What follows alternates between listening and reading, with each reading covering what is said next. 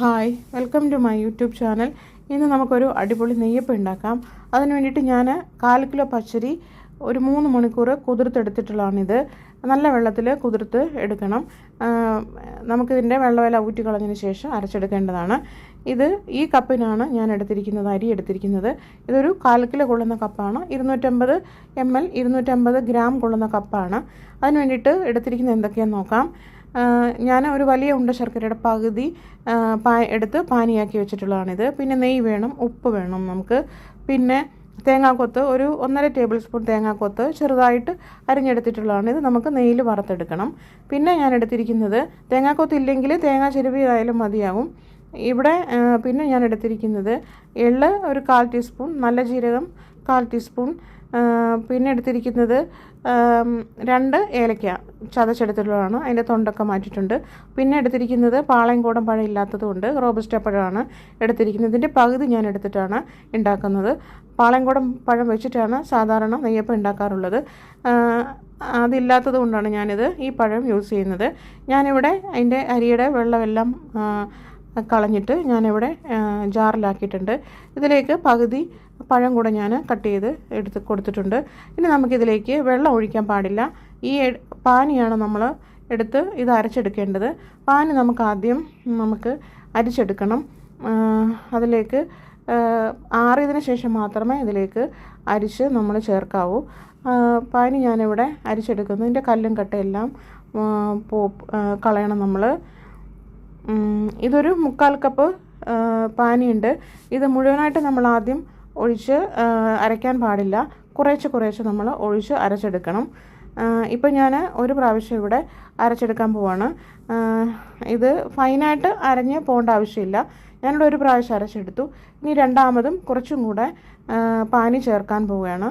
അപ്പോൾ രണ്ടാം പ്രാവശ്യവും നമ്മൾ ഇതുപോലെ അരച്ചെടുക്കുകയാണ്. അരച്ചെടുത്തിട്ടുണ്ട്. ഇനി മൂന്നാം പ്രാവശ്യവും ഞാൻ അരച്ചെടുക്കാൻ പോവുകയാണ്. അതിലേക്ക് കുറച്ച് പാനിയും കൂടെ ഞാൻ ഒഴിച്ചു കൊടുത്തു.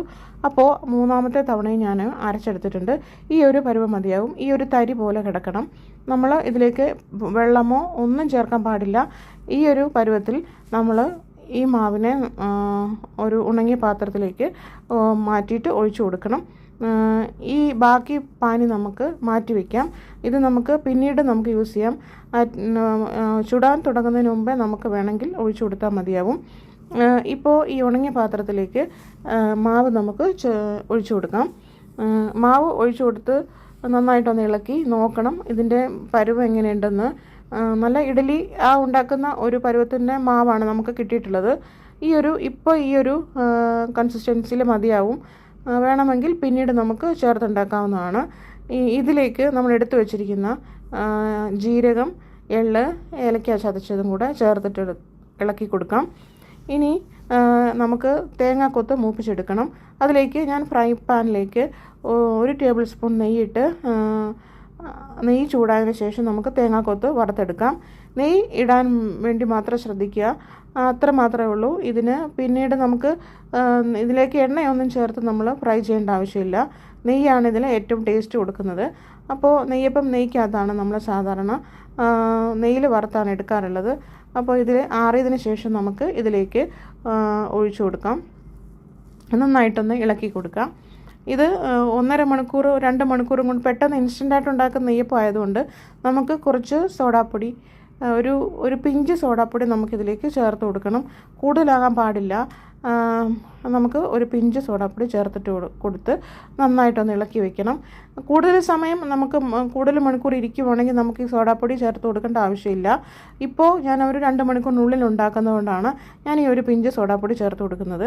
ഇല്ലെങ്കിൽ തന്നെ മാവ് പുളിച്ചോളും. നമുക്ക് സോഡാപ്പൊടി ചേർത്ത് കൊടുക്കേണ്ട ആവശ്യമില്ല. പെട്ടെന്ന് ഉണ്ടാക്കുന്നതുകൊണ്ട് മാത്രമാണ് നമ്മളിത് ചേർത്ത് കൊടുക്കുന്നത്. കൂടുതലാകാതിരിക്കാൻ നോക്കണം. അത്രമാത്രം ശ്രദ്ധിച്ചാൽ മതിയാകും. പാനി നമ്മൾ മാറ്റി വെച്ചിട്ടുണ്ട്. ഇതിപ്പോൾ 1.5 മണിക്കൂർ കഴിഞ്ഞിട്ട് ഞാൻ ഉണ്ടാക്കാൻ പോവുകയാണ്. ഒരു 1/4 ടീസ്പൂൺ ഉപ്പും കൂടെ ഞാനിവിടെ ചേർത്ത് കൊടുത്തിട്ടുണ്ട്. ഉപ്പ് ചേർക്കുമ്പോൾ ശ്രദ്ധിക്കണം, ഒരുപാട് ചേർക്കാൻ പാടില്ല. ശർക്കര പാനിയിൽ കുറച്ച് ഉപ്പ് ഓൾറെഡി ഉള്ളതുകൊണ്ട് നമ്മൾ ഉപ്പ് കൂടുതൽ ചേർക്കരുത്. ഉപ്പ് ശ്രദ്ധിച്ച് ചേർത്തിട്ട് ഇളക്കി കൊടുക്കുക. ഇപ്പോൾ മാവ് കുറച്ച് ടൈറ്റ് ആയതുകൊണ്ട് നമ്മൾ 1 ടീസ്പൂൺ പാനി കൂടെ നമ്മൾ ചേർത്ത് കൊടുത്തിട്ട് ഇളക്കുകയാണ്. ഇവിടെ എണ്ണ നന്നായിട്ട് ചൂടായിട്ടുണ്ട്. അതിലേക്ക് നമ്മൾ ഒരു തവി മാവ് ഒഴിച്ചു കൊടുക്കാം. ചെറുതായിട്ട് നമ്മൾ ഒഴിച്ചു കൊടുക്കണം. പിന്നെ നമ്മൾ ഇത് പൊങ്ങി വരുമ്പോഴേക്കും നമ്മൾ അതിൻ്റെ മുകളിലേക്ക് എണ്ണ ഇങ്ങനെ പതുക്കെ തൂക്കി കൊടുക്കുക. അപ്പോൾ നന്നായിട്ടത് പൊങ്ങി വന്നോളും. അങ്ങനെ നമ്മൾ ഇത് തിരിച്ചും മറിച്ചുമൊക്കെ ഇട്ട് നമ്മളതിനെ മൂപ്പിച്ചെടുക്കുക.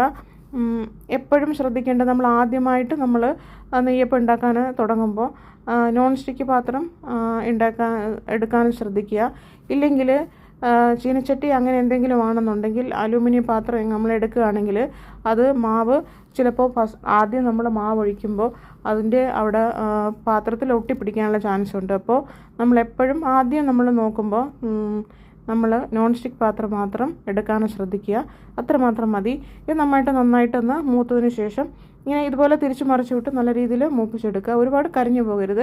ശ്രദ്ധിക്കേണ്ടത് തീ വളരെ കുറച്ച് വേണം, ഏറ്റവും ലോയിൽ വേണം ഇട്ടിട്ട് നമ്മൾ ഇത് മാവൊഴിച്ച് നമ്മൾ തിരിച്ചു മറിച്ചും ഒക്കെ ഇട്ട് മൂപ്പിച്ചെടുക്കാൻ. ഇപ്പോൾ നന്നായിട്ട് മൂത്ത് വന്നിട്ടുണ്ട്. ഞാനൊരു കോലിട്ട് ഇതിനെ അതിൻ്റെ എണ്ണയെല്ലാം കളഞ്ഞെടുക്കുകയാണ്. രണ്ടാം പ്രാവശ്യം ഇതുപോലെ നമ്മൾ ഒഴിച്ചു കൊടുക്കുക. അങ്ങനെ ഈ മാവെല്ലാം നമ്മൾ കോരി ഒഴിച്ച് നെയ്യപ്പം ചുട്ടെടുക്കാം. ഇത് വളരെ സോഫ്റ്റായിട്ടുള്ള നെയ്യപ്പമാണ്. നിങ്ങളെല്ലാവരും വീട്ടിൽ ഇത് ട്രൈ ചെയ്ത് നോക്കണേ. ഇപ്പോൾ നെയ്യപ്പം എല്ലാം ഞാനിവിടെ ചുട്ടെടുത്തിട്ടുണ്ട്. വളരെ സോഫ്റ്റായിട്ടുള്ള നല്ല ടേസ്റ്റി ആയിട്ടുള്ള നെയ്യപ്പമാണ്. നിങ്ങളിത് വീട്ടിൽ ട്രൈ ചെയ്ത് നോക്കണേ. ട്രൈ ചെയ്ത് നോക്കിയിട്ട് കമൻറ്റ് അറിയിക്കണേ. അപ്പോൾ അടുത്ത വീഡിയോയിൽ കാണുന്നത് വരേക്കും എല്ലാവർക്കും ബായ്.